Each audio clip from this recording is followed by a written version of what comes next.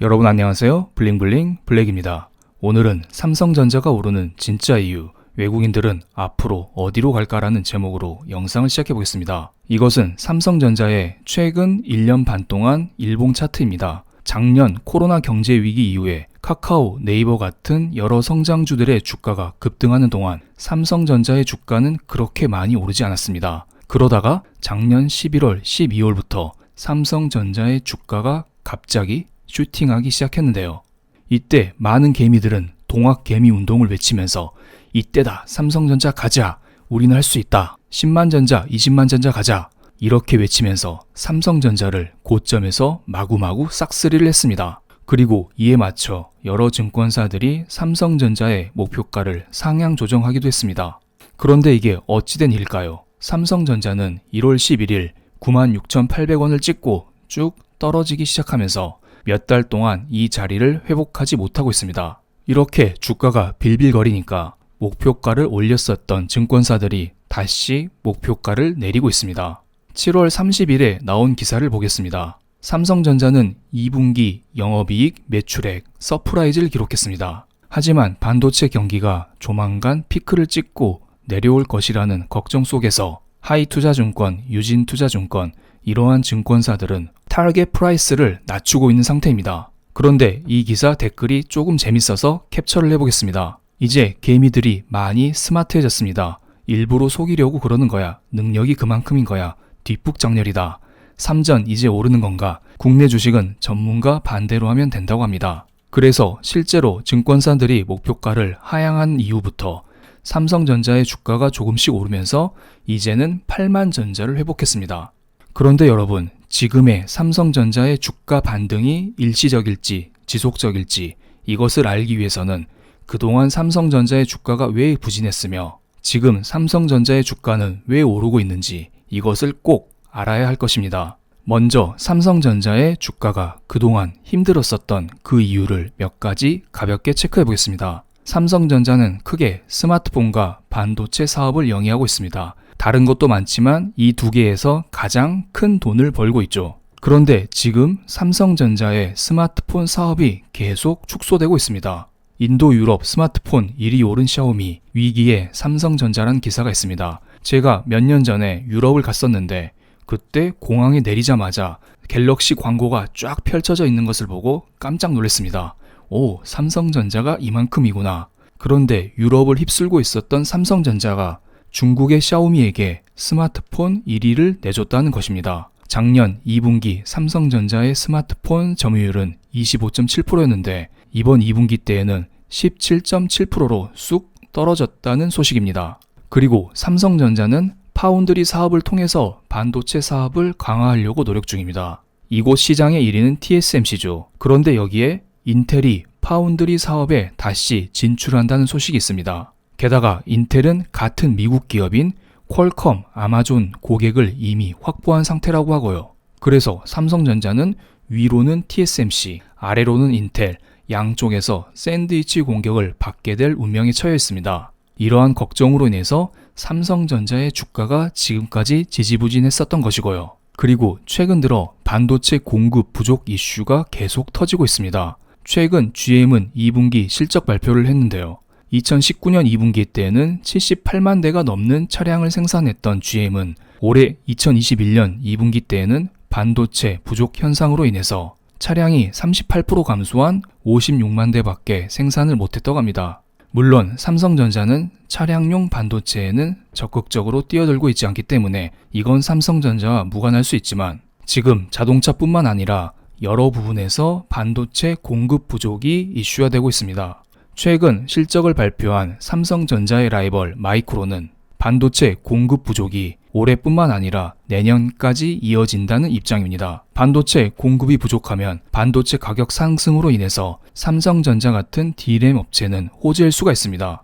하지만 여기에 코로나가 다시 터졌습니다. 인도에서 변이 바이러스가 확산되면서 PC 수요가 둔화되고 여기에 들어가는 D램, SSD의 판매량이 줄어들면서 앞으로 삼성전자의 실적이 꺾일 것이다. 이러한 우려감이 커진 상태입니다. 또한 PC용 D램뿐만 아니라 서버용 D램도 반도체 시장에서 큰 부분을 차지하고 있는데 글로벌 클라우드 업체들이 서버용 반도체 투자를 늦추고 있는 상태입니다. 이렇게 복합적인 요인으로 인해서 그동안 삼성전자의 주가가 부진했던 것입니다.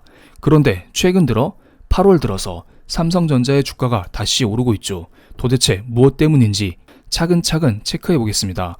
지금부터 제가 여러 가지 이유를 말씀드릴 텐데 뒤로 갈수록 삼성전자의 주가 상승에 대한 더 확실한 이유가 될 테니 조금 더 집중해 주시면 감사하겠습니다. 올해 2분기 때 매출액 기준으로 삼성전자가 인텔을 제쳤다는 소식이 있습니다. 원래 인텔이 반도체 분야의 1위였는데 2017년도에 삼성이 1위를 차지했다가 다시 2019년도에 인텔이 1위를 탈환했습니다. 그런데 2년 만에 다시 또 삼성전자가 인텔을 제쳤다는 호재가 있습니다. 그리고 지금 삼성전자에 현금이 130조나 있다고 합니다.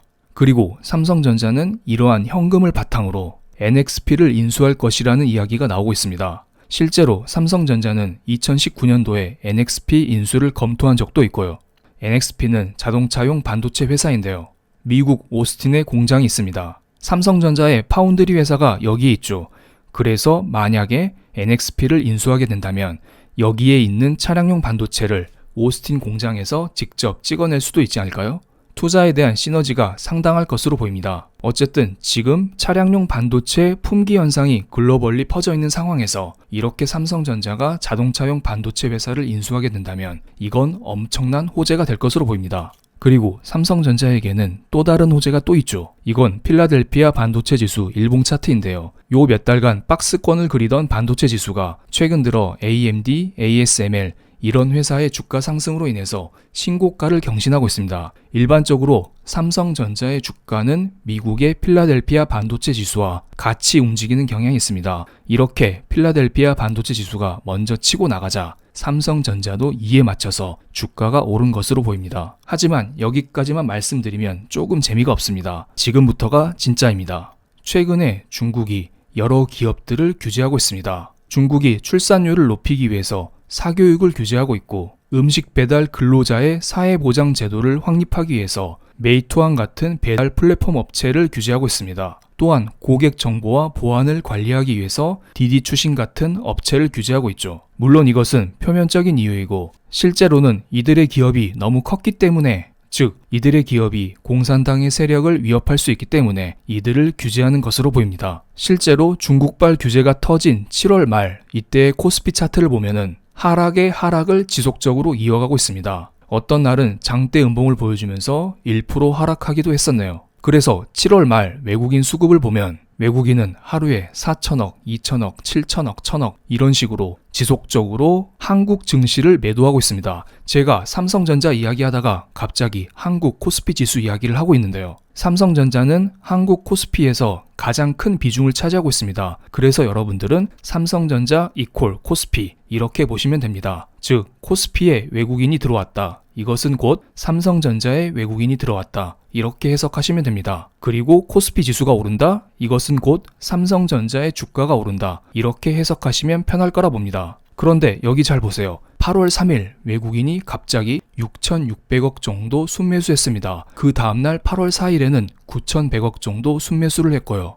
8월 3일에 무슨 일이 터졌을까요? 중국이 지금 여러 가지 규제를 하고 있는데 갑자기 8월 3일에 중국이 온라인 게임을 정신적인 아편이라고 강력하게 비판했습니다. 그래서 이때 텐센트의 주가가 폭락했었죠. 그래서 수많은 외국인 투자자들이 이렇게 생각한 것 같습니다. 어라? 이거 중국 투자하기 위험하네. 나는 텐센트의 미래 가치를 믿고 투자했는데 이런 식으로 공산당이 개별 업체를 후드러 까면은 나 여기 투자 못해. 차라리 옆에 있는 한국이나 대만 IT 기업에 투자할 거야. 이런 생각을 했던 것으로 보입니다. 그래서 8월 3일 삼성전자의 주가를 보면 외국인이 6천억 정도 순매수하면서 장대 양봉을 하나 세웠습니다. 그리고 그 다음날 외국인은 또 5천억 정도 삼성전자를 순매수하면서 추가적인 양봉을 하나 만들었고요. 그런데 8월 5일 이때에는 하락하는 모습을 보였습니다. 8월 5일 중국에서 또다시 게임 업체를 때렸는데요. 중국 게임 업체가 세제 혜택을 그동안 받고 있었는데 이것을 철폐해야 된다고 중국의 증권시보에 실렸다고 합니다. 앞서 8월 3일에는 중국을 과도하게 때리니까 외국인들이 깜짝 놀라서 한국과 대만으로 도망쳤고